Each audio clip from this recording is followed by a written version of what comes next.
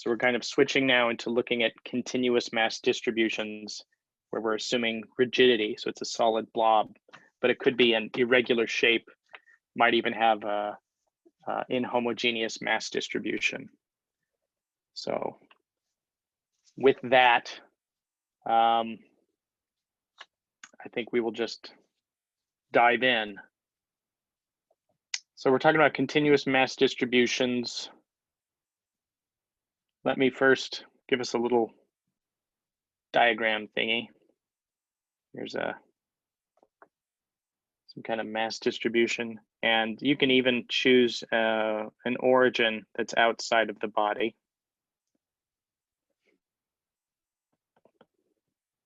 But we're thinking of this as a three-dimensional shape, and we'll be summing up, instead of individual particles, we'll sum up infinitesimal mass elements. So this is an infinitesimal mass element, dm, infinitesimal mass element. So if we were to calculate what the total mass is, total mass using the same kind of notation as before, we call it mg. And this is the integral over the body of all of the mass elements. So this is our body, B. You could also write the infinitesimal mass element as the density at this point, and I'll use rho. So let me write a vector that gives the location of, this is the location of the mass element dm with respect to a chosen origin, some convenient origin. Like I said, it doesn't necessarily have to be in the body. So the density at that location, R dmo, and then times the infinitesimal volume element. That's what this dv is, infinitesimal volume element. So sometimes it's convenient to write the integrals in terms of dm, sometimes as dv. So this mg would be, if it's a triple integral over the densities of each mass element, and then dv, integral over the body. Okay, so that's the total mass. So that answers the question, how much mass is there? You'll do an integral over the continuous mass distribution. The next important thing that you would need to know for a rigid body is, where's the center of mass? So the center of mass would be something else that we can calculate using integrals. And we're going from a sum over discrete masses to a continuous sum, which is an integral. So whereas before, if we were to write the center of mass, it was a sum over discrete masses times the location of each mass. Now this, for a continuous mass distribution, becomes an integral. So continuous mass distribution. This is going to be, oh, and this is also, we have a 1 over mg in front. 1 over mg, so this is kind of like the average location of the mass.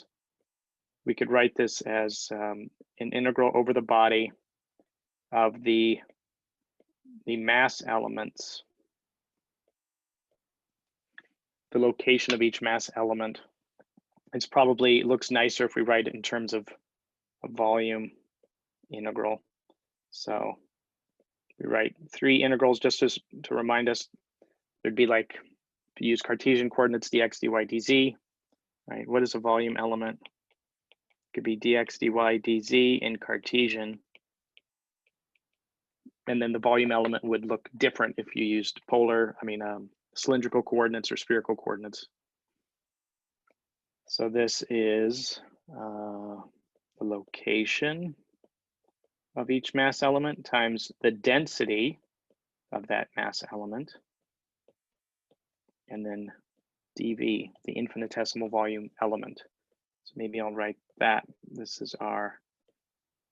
gives the location of the center of mass. And let's say for this body, it's over here. Here's the center of mass.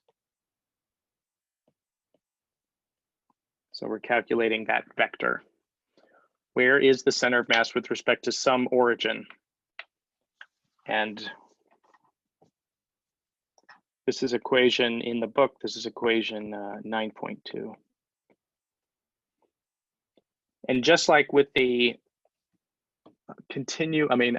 particle, multi-particle systems, there's the center of mass corollary.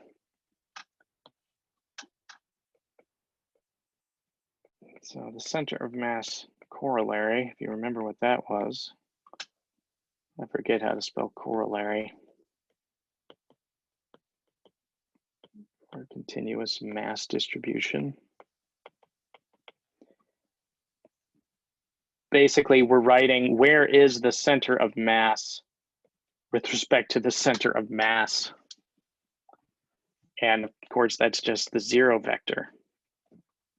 If you have if you're using a frame that's centered at the center of mass and calculate where the center of mass is, everything will cancel out and you'll get, the origin.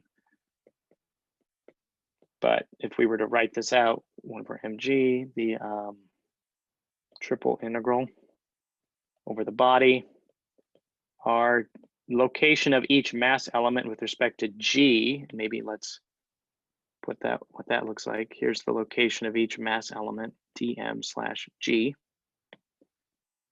and the density, dv.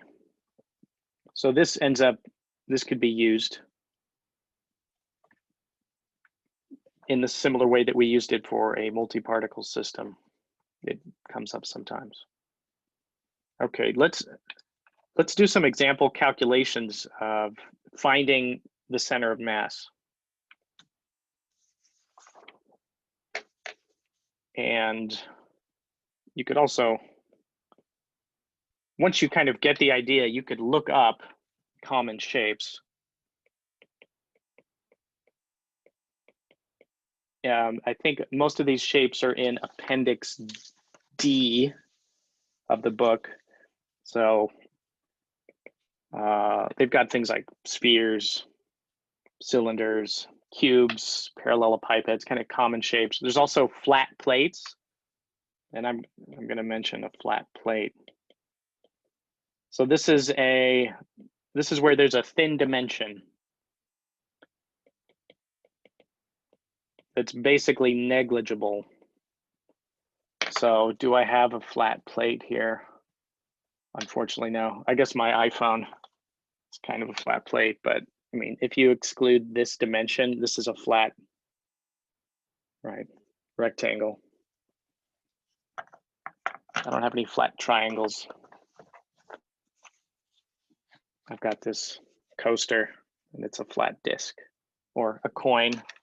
Oh, yeah, I've got a nickel, nice shiny nickel. It's flat, relatively flat. So when you have a thin dimension, you can assume that something is flat, and then in that case, the density, usually the density is mass per unit volume, and here we're going to say it's mass per unit area. All right.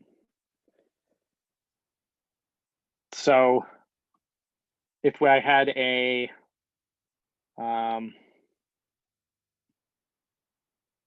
circle,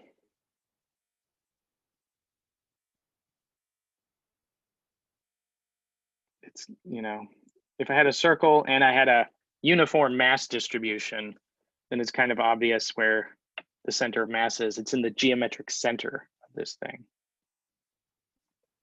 And if I had a rectangle, flat rectangular plate, again, it's obvious, should be in the geometric center. If this had a uniform mass distribution, if it's non-uniform, then you gotta actually calculate things. The example that's not so obvious is a triangle. So here's a triangle. Where's the center of mass? I don't know. So this is a right triangle. That's the simpler case, right? Because it's got a right angle here. If you have just some other kind of triangle, a little bit harder. So this is a right triangular plate, and we're going to assume uniform density. We don't know where the center of mass is, so let's actually do the calculation for this situation. So if it has a, let's say it has total mass m, or mg, then we know mg is going to be, it's got a uniform density, and remember now density is mass per unit area, so we could just pull out the density is a constant. It doesn't depend on position inside the body, and then this is times the area of the triangle. And let's suppose this has it's got a width w and a height h. So we should, I'll probably have memorized the area of a triangle. It's 1/2 base times height. So here it's 1/2 h times w. Okay, so that's the relationship between the total mass and the density and the width and the height. So here, when using the above integrals, dv, the volume element, is basically just going to be dA. We're just going to be integrating over areas. So that's going to be little squares. Let me get rid of this down here. We need to pick an origin so we can calculate where the center of mass is. It's convenient to use this nice right-angled corner down here, so we'll use that. So we'll say this is a body fixed frame, B1, B2. We'll use Cartesian coordinates, and we're trying to describe like each of these tiny little area elements. So this is Y, this is X. There's this boundary, right, this right side here. We're going to need a formula for what that is. So the formula for this curve in this coordinate system with the origin down there, it's y equals h minus h over w times x. Right, this thing has a slope of negative h over w. So that's the formula for that boundary. And each volume element, let me kind of write, this is a volume element. dm with respect to O, this is x in the B1 direction plus y in the B2 direction. You could also write this as a vector, column vector if you want. I'm not going to, I'm going to stick with the B1, B2 notation. All right, so we're going to answer the question, where is the center of mass for the right triangle?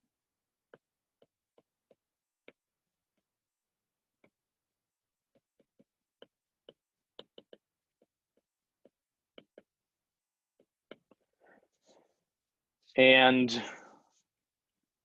let's go through that calculation. So using what we wrote up above for where the center of mass is, got location of center of mass with respect to some chosen origin is 1 over mg.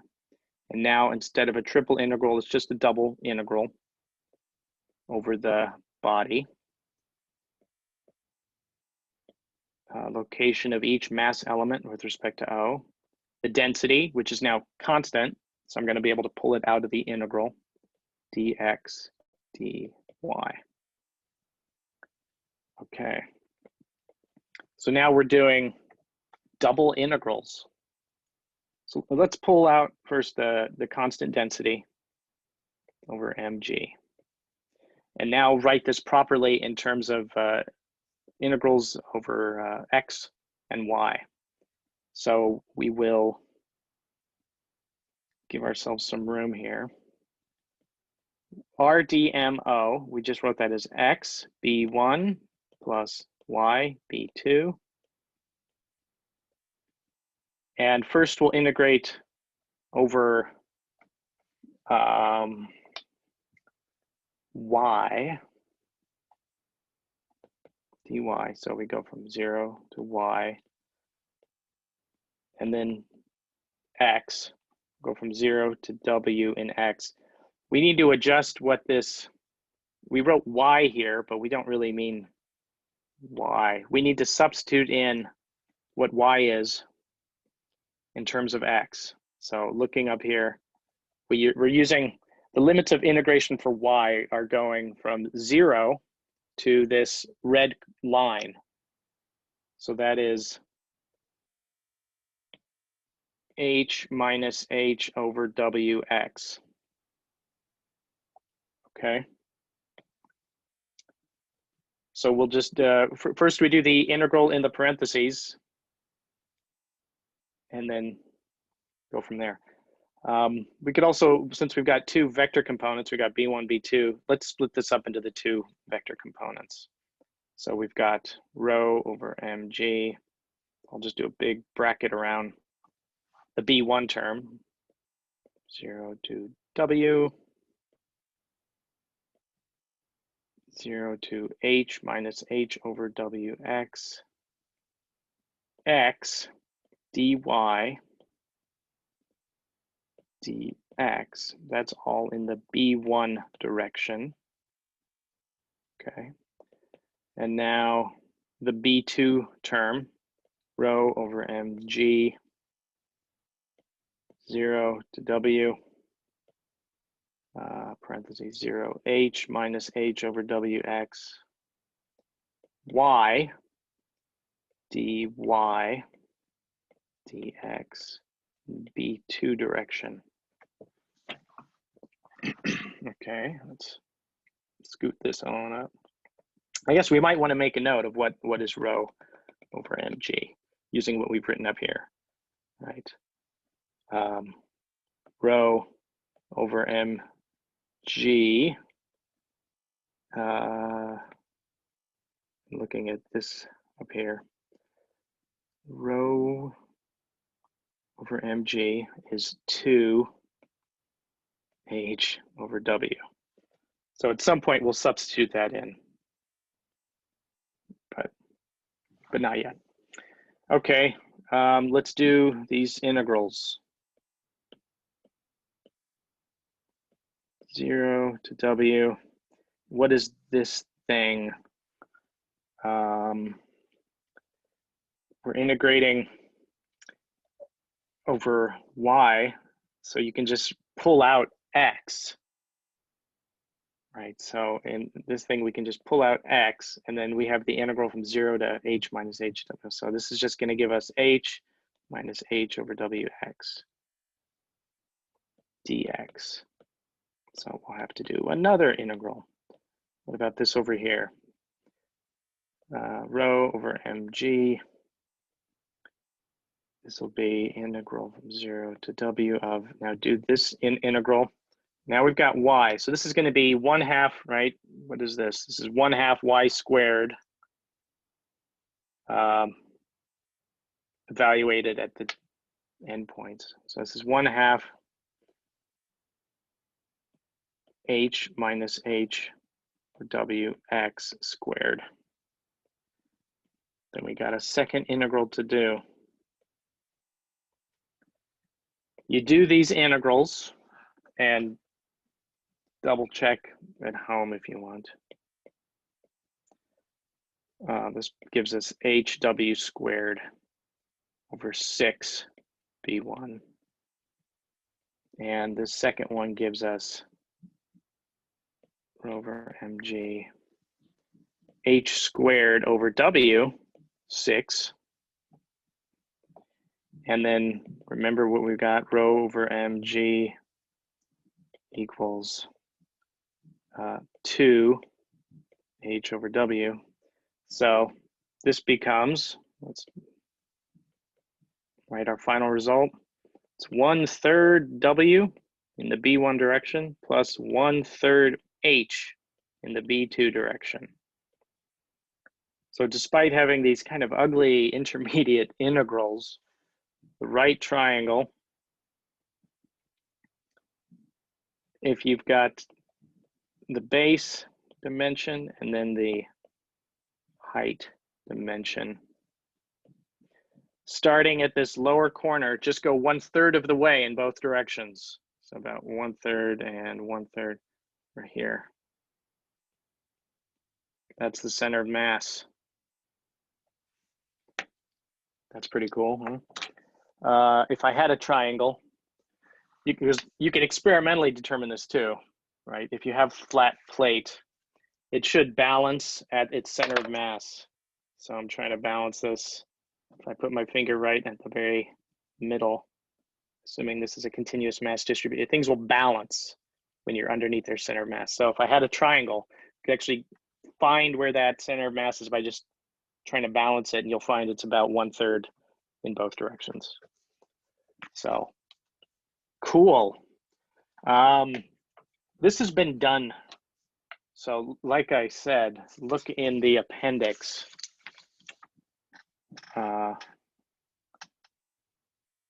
So center of mass for common shapes. And I mean, it's in tables online too. Common shapes, both flat and kind of solid, are in lookup tables. And they'll usually assume constant density. So if you have something that's not constant density in a weird way, you're gonna have to do the calculation yourself or get some software that does it. So you can see this in, it's in Appendix D of the book. Okay. And why is this significant? Well, we're able to do integrals. So if anyone told you integrals don't have any point, they do. They have a point. Also, triangles are important because if you have a complicated shape, it could usually be decomposed into smaller types of shapes. So here's some shapes, but they could be written in terms of other more common shapes, right? Like this 6-sided hexagram thing.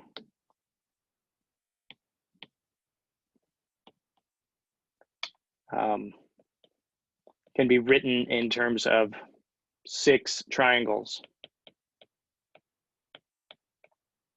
So complicated shapes can be viewed as composite shapes.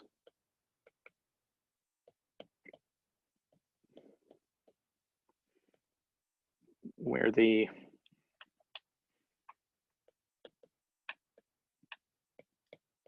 simpler shapes properties can just be looked up.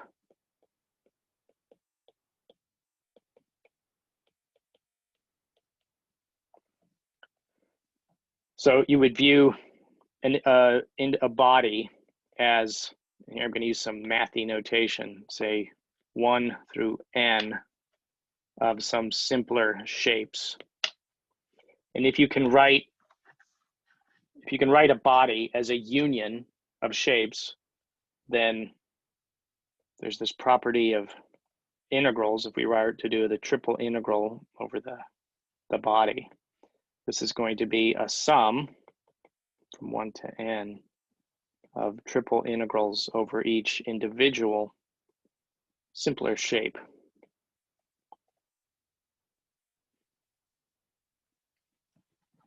And this gets used a lot of time in computational methods. Triangles are especially significant because you can describe, say, complicated shells and surfaces in terms of triangular meshes. And then you could use this property. N might be 1 million. Maybe you need 1 million triangles to describe your shape, but then computationally, you're just sort of summing over a bunch of triangles of different orientation, perhaps different size. And then you could figure things out for it. So there we go. And this, I've written some flat things here, but this works even in 3D. So if I had some complicated 3D shape, I want to show a complicated 3D shape. Here's one. This was actually given to me by a student. I don't know why it rotated it. All weird. But this is maybe I'll put the schematic over here because I don't know why it rotated. Can I rotate it? Yeah, rotate right. Ta-da. Yeah, it was sitting on my table. It was just a piece of sheet metal.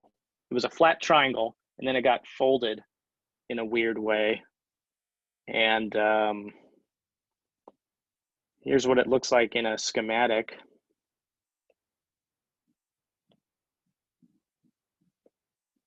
So if you had a complicated 3D shape like this, and you've got some origin, right? Here's the B1, B2, and B3 direction. Well, you've got multiple shapes here. This could be decomposed into, let's say, there's a rectangle, there's another rectangle, and then 3 triangles. So I could decompose this into, say, 1, 2, 3, 4, 5. They're all oriented differently, but if I had to, using the lookup table, I know what the center of mass is for each of these shapes, and I could even find the total center of mass. And here's a hint: the total center of mass is not inside the body; it's going to be somewhere in this kind of space between them. I forget exactly where it is. I know it's, it's somewhere. I don't know where. Somewhere. Let's say it's there. Oh, this is a cool kind of glitter pen. That looks like a good homework problem. Let's think about that. Yeah. In fact, so you could find the total mass by summing up the mass of each of the simpler shapes. You could find the center of mass by doing weighted average of the center of mass of each of the shapes, which is much like the homework problem 3 for the homework that's due today, but just for particles. You could do this for shapes. You could also do this for the moment of inertia matrix.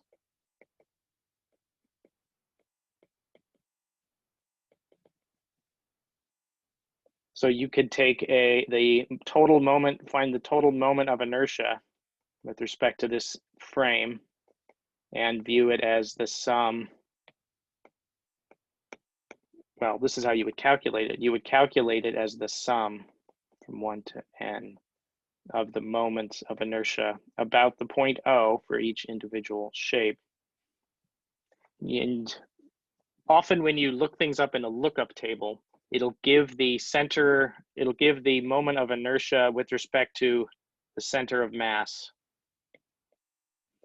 And so how do you then get this? Well, you use the parallel axis theorem. So you use the 3D version of the parallel axis theorem, or parallel axis formula. And if you didn't see it, it's in the book. It was also given in the lecture last time. I also even provided a proof in the notes in case you cared. Right, all this, I wrote RG to R, this should be RO, a different point. So use the parallel axis theorem with the vector location of G with respect to O. So think of this problem and how you would tackle it, because it does look like a good homework problem to me. All right. What now? Oh man, we had tons of time. Okay, yeah, I wanted to say some highfalutin things. No, okay, we've got, I think we have all the ingredients we need if you wanted to start doing body dynamics.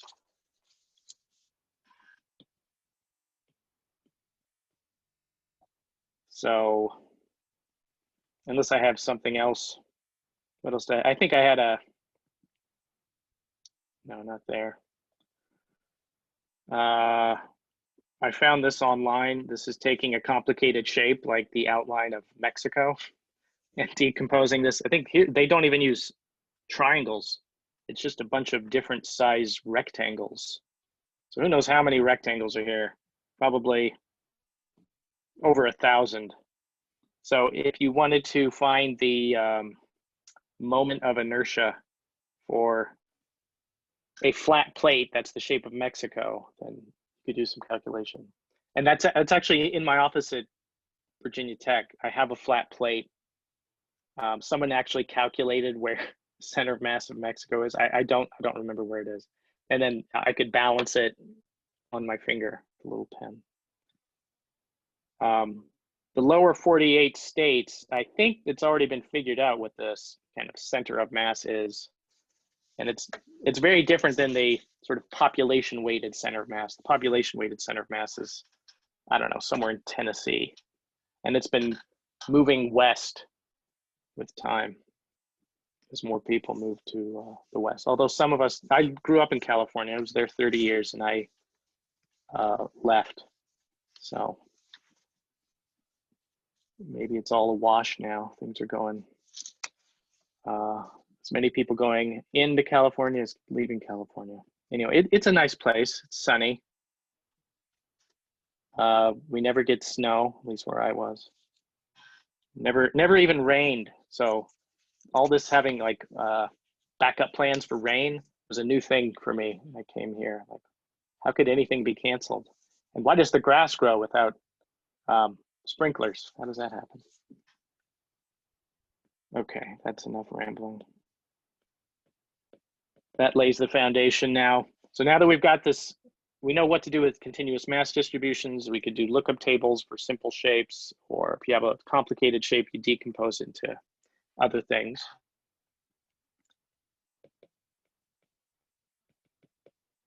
We can now do rigid body dynamics.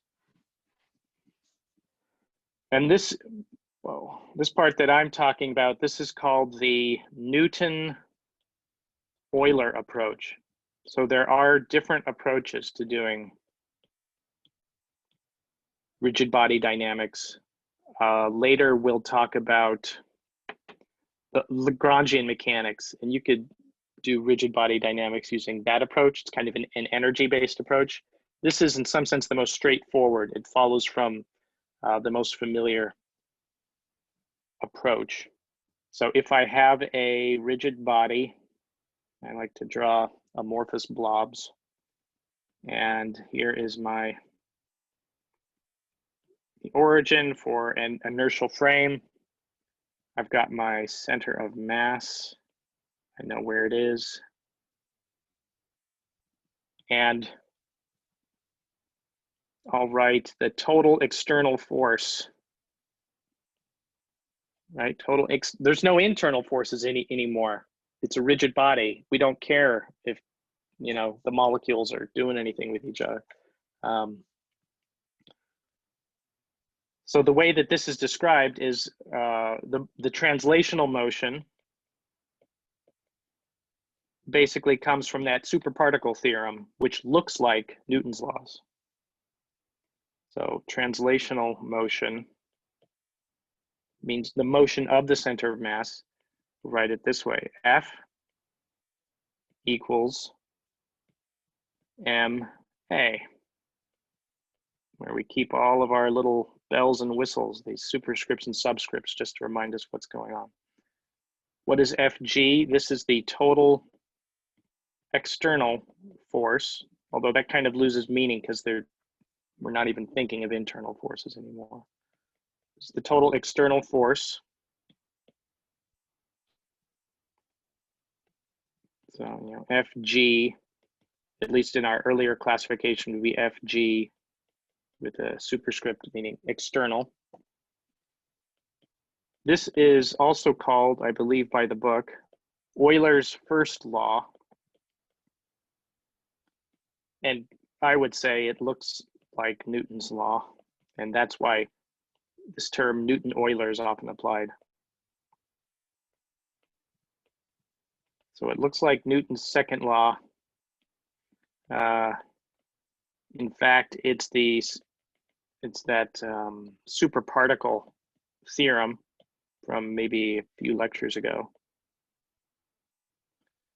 And if you recall, for that superparticle theorem to hold, we made an assumption about internal forces between particles, that they were directed on the line between the two, which nobody knows if that's even true. So that's why, okay, give it a name like a law. Euler's first law.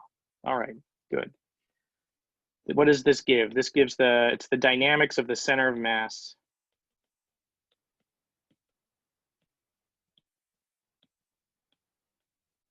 So what will you get? You'll get the location of the center of mass as a function of time. That's what you would ultimately care about. So here is the, R of G, center of mass with respect to some inertial origin. This thing's going to move, so you'll get that. And it is necessarily just translational motion, meaning not rotational.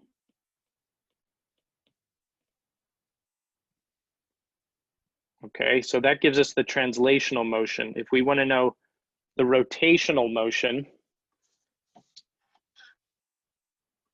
let me draw the same kind of diagram as up above. The body, got our center of mass. And now for rotational motion,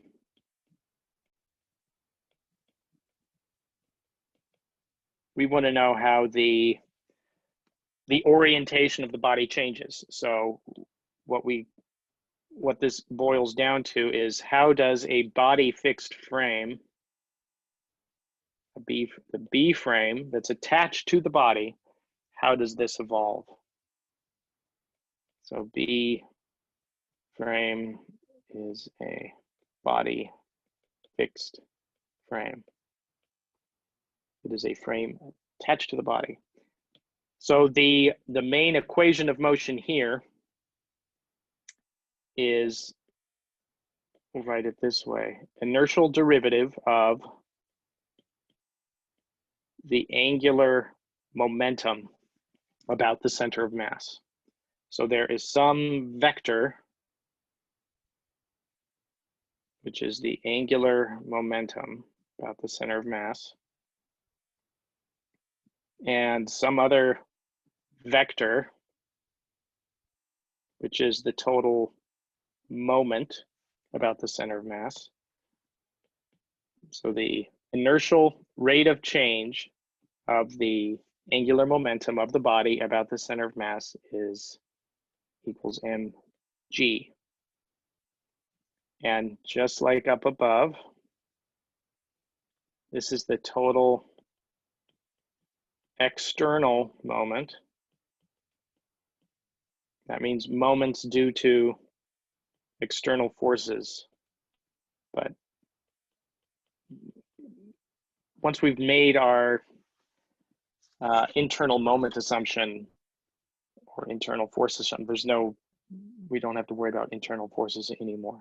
So just like this up here is called Euler's first law, this is sometimes called Euler's second law. It's also just sometimes called Euler's law or Euler's equation.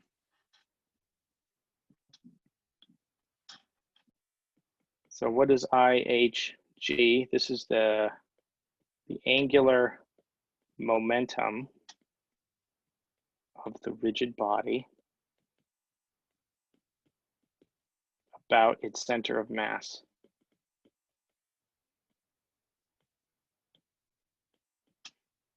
And then from the last lecture,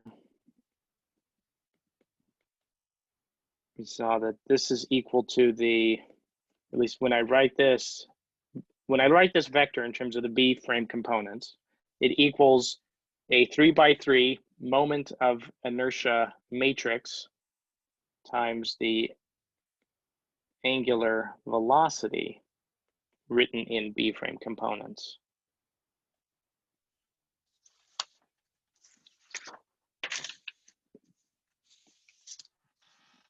And then this, because of this relationship, we can write Euler's second law in a different form, because we'll substitute in this h equals I omega into this equation of motion and then carry through some things. So if you do that, we get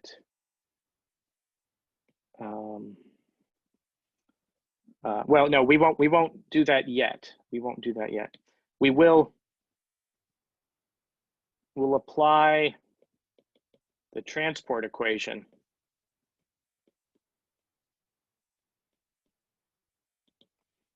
Remember what applying the transport equation is. If you want to write the derivative with respect to one frame, but in terms of derivative with respect to another frame, a rotating frame.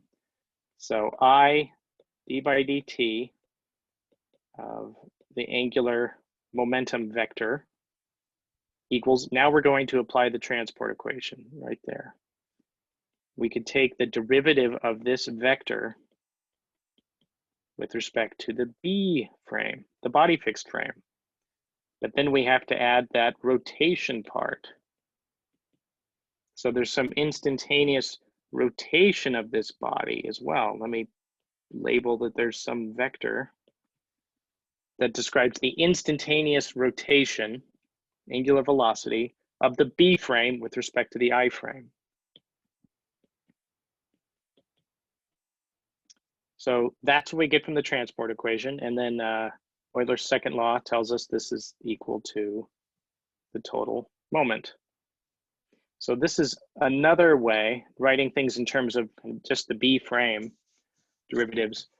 It's an alternate way to write Euler's second law.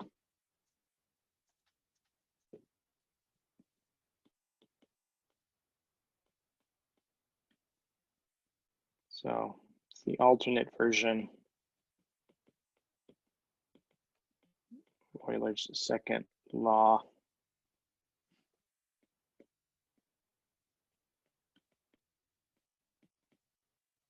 Where we consider derivatives with respect to the B frame.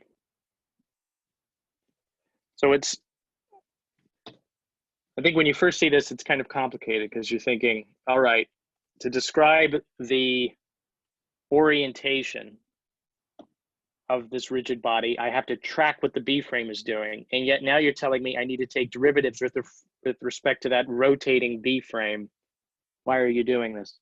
The reason we're doing this is because when we get down to the level of writing the mass distribution, so that's described by this thing, the moment of inertia matrix. The moment of inertia matrix does not change with respect to the B frame.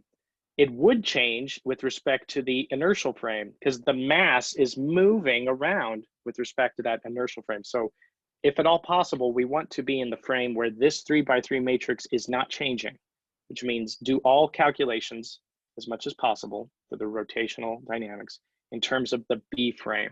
Do everything in the B frame. And that's, we'll spend weeks doing that. So this is just the intro, okay? We'll dig further into that later.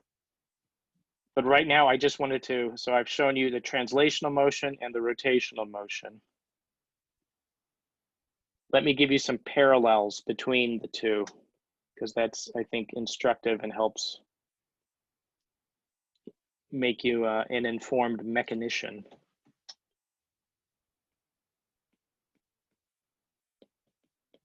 So these are parallels or analogies between the translational and rotational dynamics.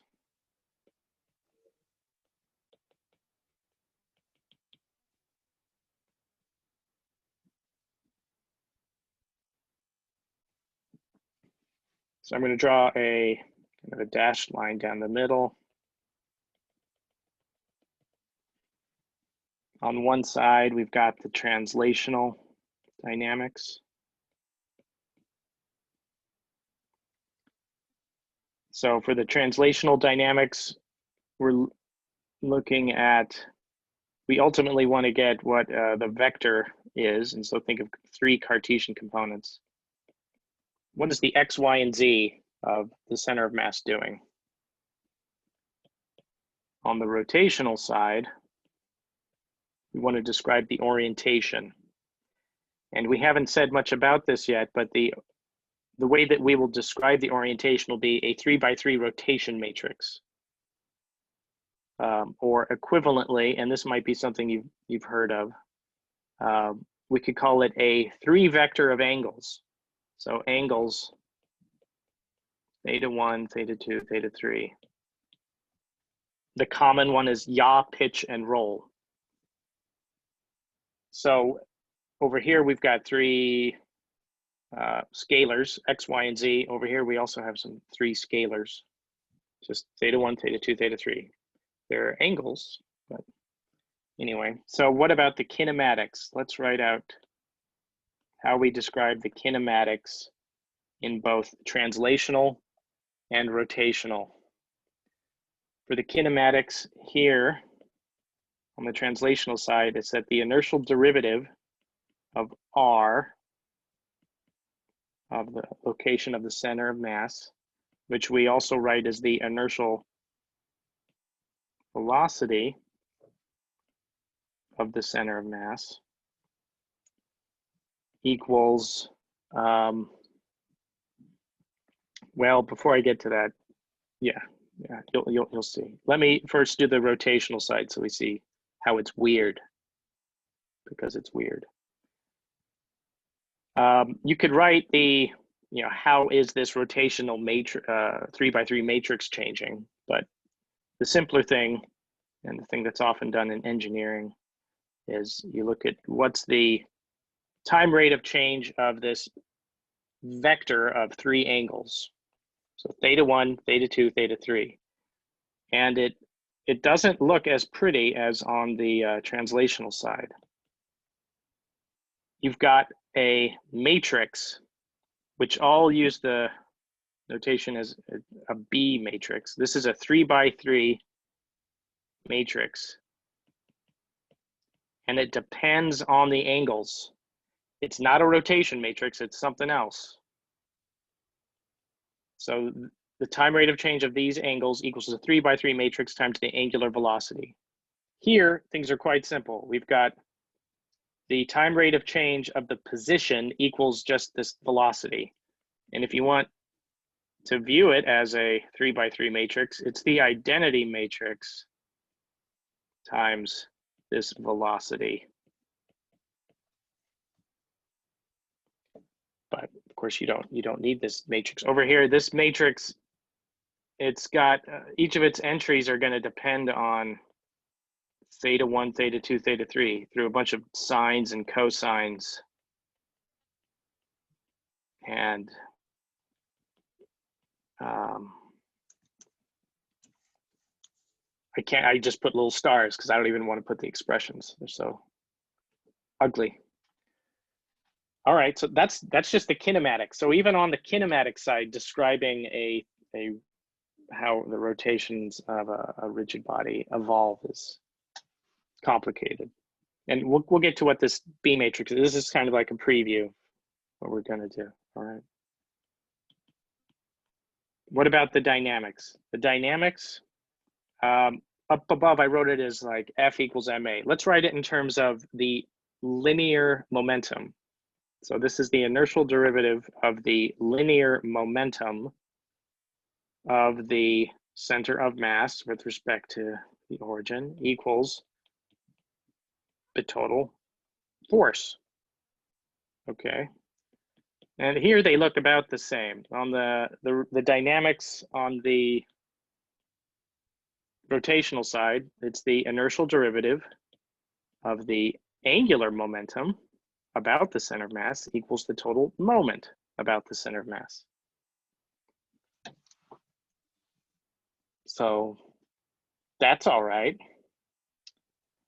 But now when we want to write the linear momentum in terms of the linear velocity.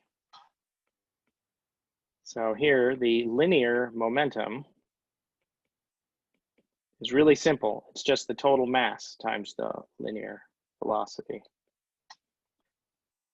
But on the rotational side, not so simple, right? The angular momentum equals some tensor, I'll write it this way, some tensor times the angular velocity, which means, write it in terms of matrices. You've got some other matrix, which might look kind of complicated, times the angular velocity. Over here, it's like you've got the identity matrix times the mass. So you just have mg, mg, mg, and then zeros.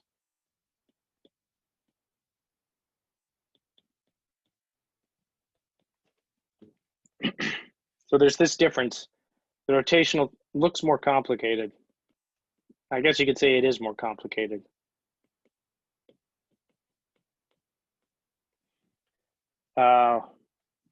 One sign that it is more complicated, and you may or may not know this, but if you have a rigid body where the total moment is 0, you can still have interesting dynamics. If you have, for the translational motion, if the total force was 0, the dynamics are not interesting. The center of mass just moves in a straight line without changing. But here you could get tumbling and what looks like crazy stuff happening, even if there's no applied moment. Once you have applied moments, things look even crazier. Okay. All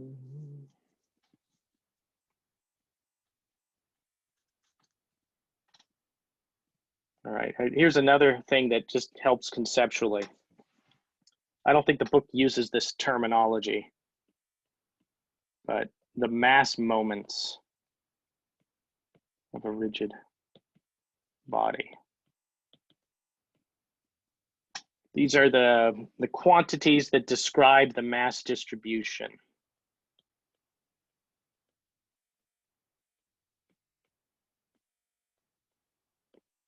And there's a direct analogy with describing any statistical distribution. I don't know if you've had static statistics. If you have a distribution,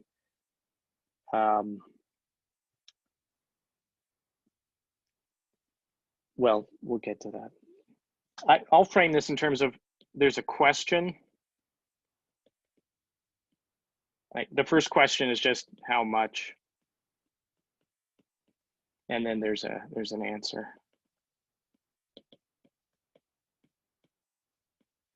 And then there's the mathematical objects that describe it. So how much, if you have a mass distribution, the how much is, well, the mass. And this is sometimes called the zeroth moment.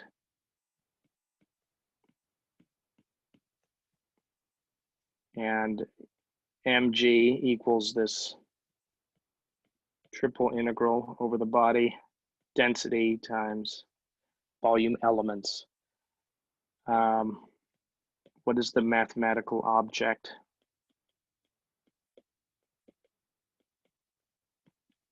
It is a scalar,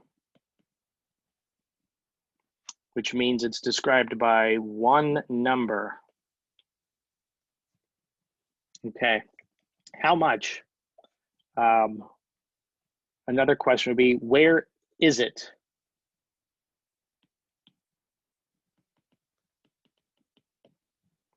Basically, where is its average location? The average location is the center of mass.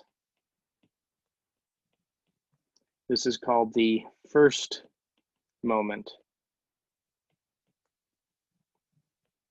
And the location of the center of mass is basically it's like the average location of the mass distribution.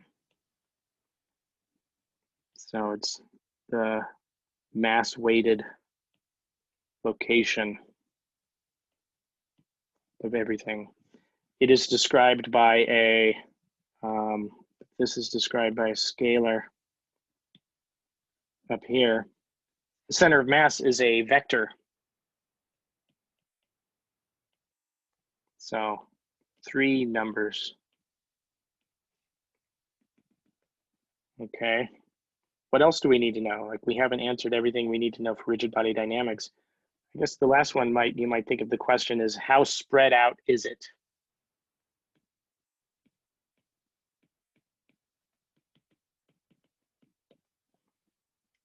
And that's answered by the moment of inertia matrix. And this is also called the second moment of the mass. And then you can write what that is. Triple integral density times, right, these weird, the cross product equivalent matrix transpose for each point in the body. And this is described by a matrix. Right, so we've got a scalar, a vector, matrix. What's a matrix? What are the number of entries? It's 9 numbers. And we can now fill in, this is 3 to the 0 power, 3 to the 1 power, 3 squared. 0th moment, 1st moment, 2nd moment. And this is completely analogous to any statistical distribution. If you've looked at a statistical distribution,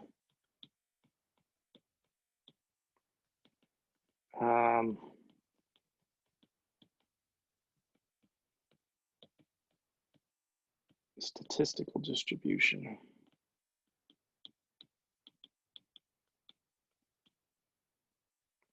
Let's see, what's how about, we'll look at height of people. If you were to take a, population of the US, here's the number of people, and there'll be some, statistical distribution. If you want to know how many, you do an integral, you'll find out the number of people in the US. Where is it? Where is it is described by the mean of the distribution, right? How spread out is it? Well, how spread out is given by the standard deviation. And then sometimes people ask for other moments, like the 3rd moment, the 4th moment, and I think they have names like skewness, something like that. All we need for rigid body dynamics, and so this would be like a distribution, statistical distribution, where now we're talking about mass, but in 3D. So the 0th moment is just how much. 1st moment is where's the average location. The 2nd moment is basically describing how spread out this is. It's analogous to the standard deviation, but it's in 3 dimensions. So that is, maybe we can hopefully guide some of your thinking.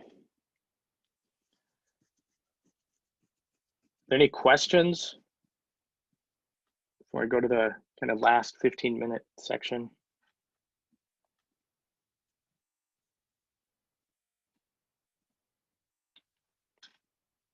No. I'm never going to give you a quiz on what's the 2nd moment of mass or anything. This is just, I'm never going to give a quiz generally. I don't like quizzes, especially pop quizzes. Ooh. Okay, let's dig a little deeper in the Euler's 2nd law, the rotational dynamics.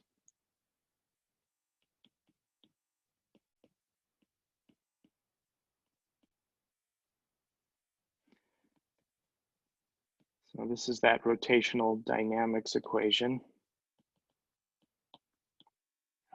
but written in the body fixed frame.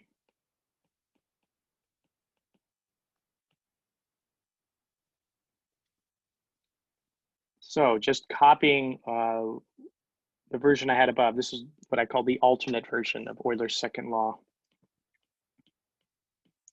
Derivative with respect to the B frame of the angular momentum plus I omega, the angular velocity cross the angular momentum equals the total moment.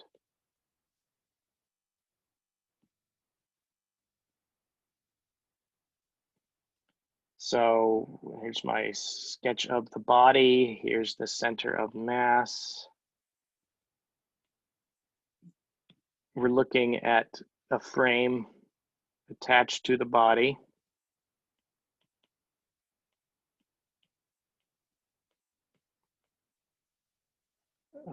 So that's the B frame. If I use kind of script B, that just means the body. And there's some angular momentum. And then there's also an angular velocity. And a moment. My goodness. So much going on. Okay, now when we write this in terms of the B frame, let's write out IHG. So the angular momentum equals the moment of inertia matrix times the angular velocity vector. Let's just write this in terms of B frame components. So in terms of B frame components, this looks like H1, H2, H3. H1 is the component along the B1 direction, H2 along B2, H3 along B3, right? And then we've got our moment of inertia matrix, I11, I12, I13, this is still I12, because remember the I matrix is a symmetric matrix. I23, I13, I23, I33. This is with respect to the body fixed frame. And now finally, omega 1, omega 2, omega 3. These are the three components of the angular velocity, but written in the body fixed frame. Okay. So yeah, these are all in B frame components.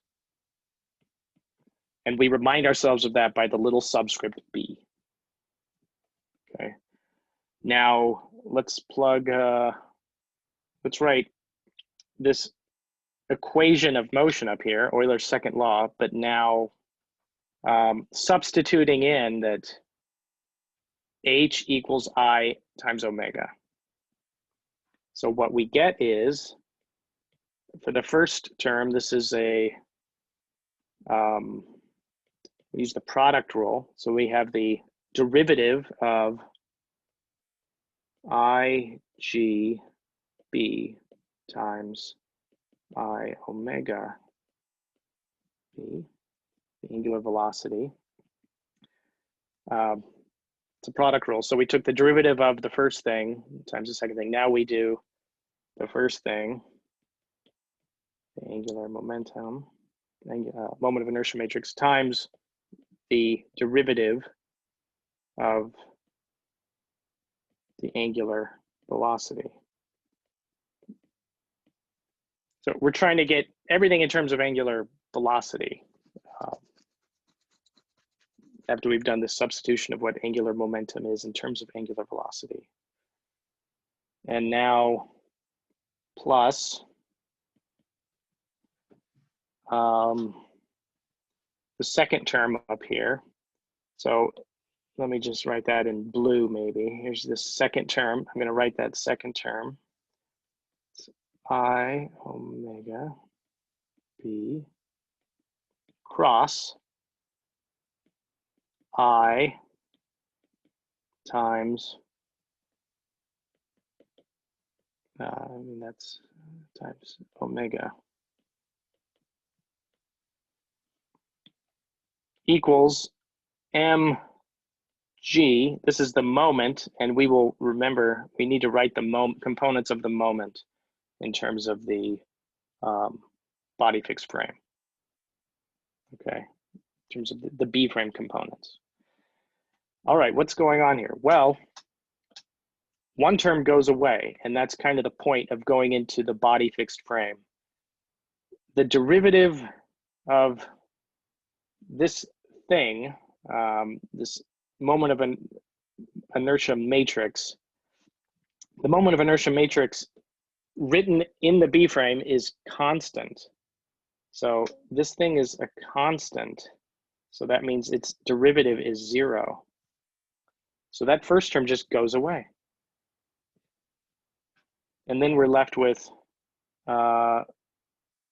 this term and this term and this term. Okay. So let me write this out, write what's left. Got the 3 by 3 moment of inertia matrix, and we've got this time derivative of the B frame components of omega. So I could write those as omega 1 dot, omega 2 dot, omega 3 dot. It's just the time rates of change of those 3 components. Plus, and now I've got omega 1, omega 2, omega 3, cross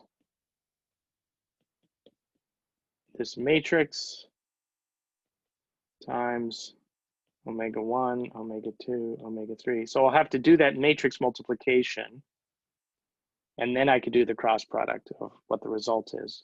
And then this all equals, we're writing the moment as the components as M1, M2, M3 in the body fixed frame. So this thing just becomes that. So this is writing Euler's second law. So it's another alternate way of writing Euler's second law. If you're following along in the book, this is equation 11.27. So I don't know what we want to call this. It's another alternate way. It's just writing it instead of in terms of the angular momentum, it's the angular velocity.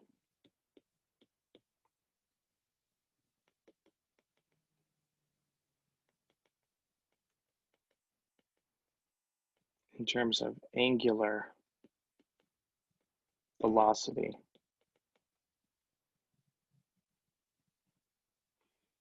So this is actually pretty good. If you're wondering, why is this thing 0 over here? It's because the mass distribution doesn't change in the body fixed frame. So maybe let's make a little note about that. Mass distribution doesn't change. That's the whole rigidity assumption, doesn't change in the B frame. So that's not going to change. How you would use this is if you had some kind of shape. So you'd have some shape and mass. Maybe you could decompose it into simpler shapes, or maybe it's a simple enough shape that you could just look in Appendix D. And then you would get the moment of inertia matrix. And then you would have those components in terms of, you know, the dimensions of this thing and the mass to be able to write, which will end up with this 3 scalar first order ODEs. So I won't, you know, write what those are. They're just something. So you would get 3 first order, they're going to be nonlinear. They won't be linear. First order nonlinear ODEs for the angular velocity components. And so that gives you how the angular velocity is changing with time. And once you have that, then you would say plug into up here the kinematic equation for rigid body dynamics, because now you would have omega as a function of time written in the body fixed frame, and you could find out what these angles are, the yaw, pitch, and roll, and how they change in time.